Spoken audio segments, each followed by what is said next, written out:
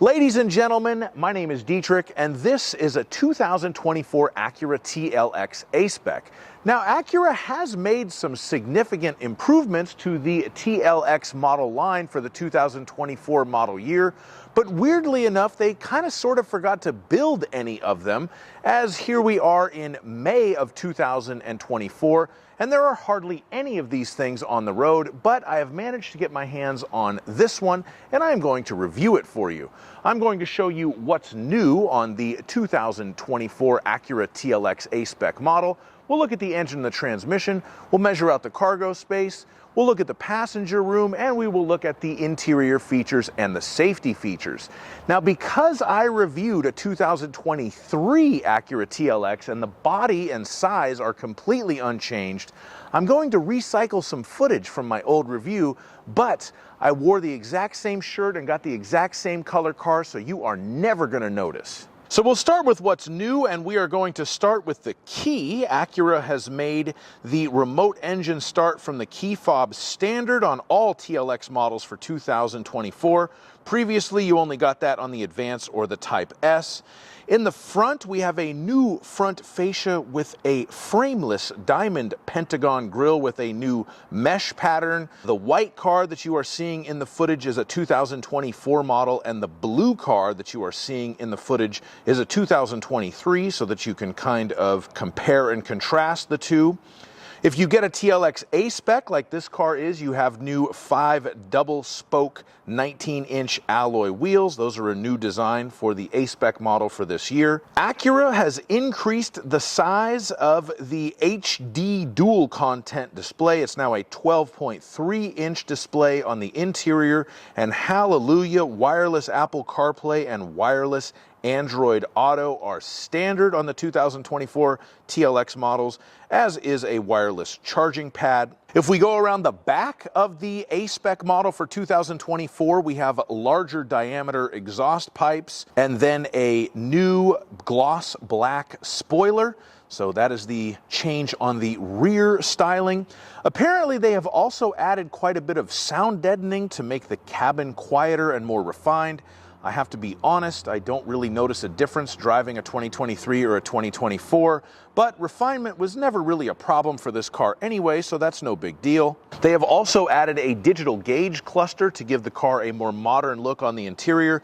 This is very similar to the one that Acura used in the MDX, and it is a very nice digital gauge cluster and definitely an improvement on the analog gauges that the old TLX came with in 2023. And we have 2 new colors available. If you get a tech package, it is liquid carbon now instead of modern steel. Not that you'll notice the difference. But urban gray is available on both the A-Spec and the TLX Type S model. So that is a new and very nice color. And I will put a link in the description to a video that I did on an urban gray Type S when they very first hit the ground. So now we'll take a look under the hood, talk about the powertrain. Nothing has really changed this year, except Acura makes far fewer variants of this car now.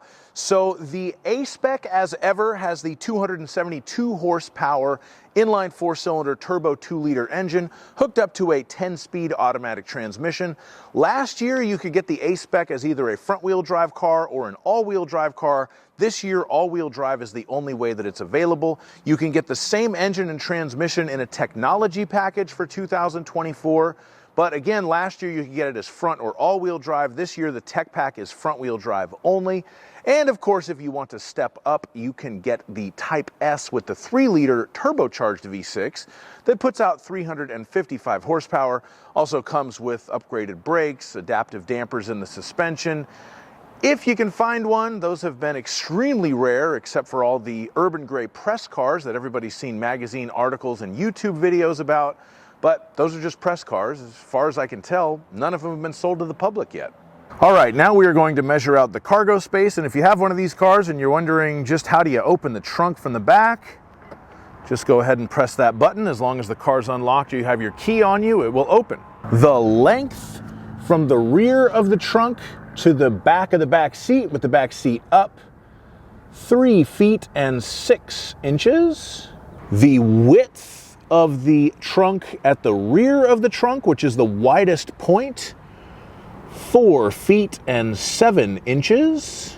The width of the trunk at the narrower point, kind of in between this piece and this piece, 3 feet and 3 inches. And just to be hyper thorough, the width of the trunk at the narrowest point right there just before the back seat, 2 feet and 10 inches.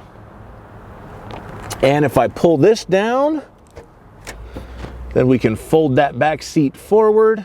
Same thing for the other side. And the length of the cargo area from the back of the trunk to the back of that front seat right there with the back seat folded down is 5 feet and 10 inches approximately. I say approximately because it is possible that you could change that a little bit by moving that front seat forward or back, but it's in kind of a mid position right now, so we'll call it 5 feet 10 inches. And if you need to lift something into the back of your Acura TLX, you will need to lift it 2 feet and 4 inches. And just for fun, if we look under here, we have the tire inflation kit and the little funnel for the capless gas cap, and somewhere under here is the battery, but you can jump start it from under the hood because it does have the little hookups in there. Now we'll have a look at the passenger space, and for this measurement I like to use myself. I'm 6'5", so let's see if I can sit behind myself in a TLX.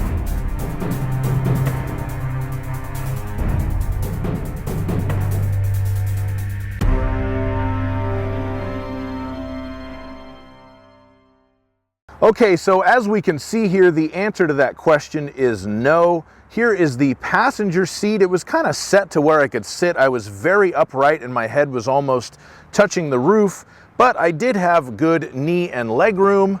But in the back, you can see behind me, nobody is sitting there. The situation's even slightly worse behind my driver's seat.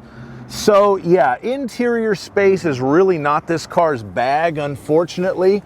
But we do have rear air vents for our backseat passengers, so that's a nice touch. If you're not as tall as me, you can probably put somebody who's not as tall as me behind you. But yeah, on the extreme Dietrich 6'5" test, unfortunately, the TLX fails. Now we'll move on to the interior features and talk about what's going on the inside of the car. We have already mentioned the digital gauge cluster, which is a nice upgrade from the analog gauges on last year's model, and the larger center information screen with the wireless Apple CarPlay and Android Auto. Though the screen may be larger, it is still not a touchscreen. It's still controlled with Acura's True Touch Pad. If you read about this thing on the internet, people complain about it all the time.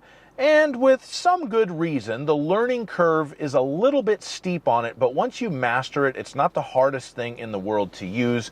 However, when I'm driving a car that has it, I really barely ever use it because the voice controls work so well in this car. Allow me to demonstrate.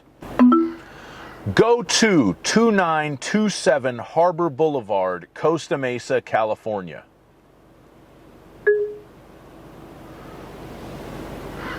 Here is more information for South Harbor Boulevard. Would you like to begin a route? No. 10:70 a.m. Playing 10:70 a.m. Satellite channel 52. Playing channel 52, BPM.